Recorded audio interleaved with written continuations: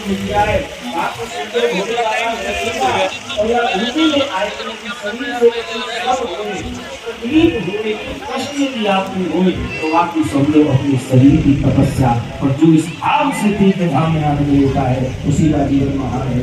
ये तो यहाँ पिकनिक मनाने वालों की भी कमी नहीं है। पिकनिक मनाते उन्हें देख कर भी आए हैं धरती सुधारों को हमने जो है वो बना दिया है कि चलो क्या उधर हमें नहीं जाना, हमें भगवान की कथा मानने को लेना है।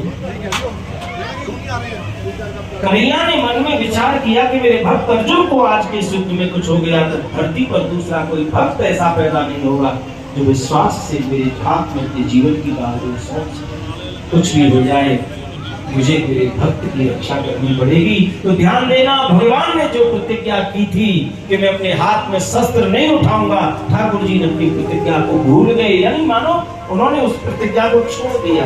रथ से नीचे कूदे और तो वहां कुछ था नहीं, रथ का कोई टूटा हुआ पहिया पड़ा था, भगवान ने उसी रथ के पहिए को उठाया और अपनी उंगली में पिरोया और जैसे भगवान का दिव्य सुदर्शन चक्र घूमता है, भगवान उस रथ के पहिया को घुमा करके पितामह को मारने के लिए दौड़े।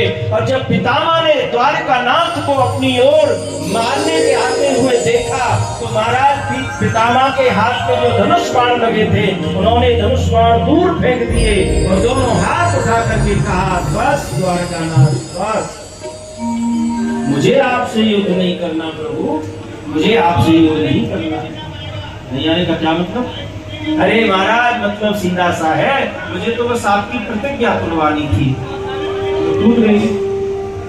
कन्हैया ने कहा मेरी प्रतिज्ञा? तो मेरी प्रतिज्ञा कौन तोड़वा सकता है?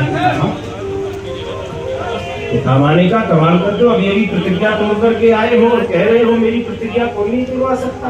भगवान ने कहा मैं फिर भी कह रहा हूँ मैंने कोई प्रतिज्ञा नहीं तोड़ी, मेरी प्रतिज्ञा कोई नहीं तोड़वा सकता पितामह, मैंने कोई प्रतिज्ञा नहीं तोड़ी। पितामह कहते महाराज प्रतिज्ञा तोड़ करके इतना अभिमान करना ठीक नहीं है।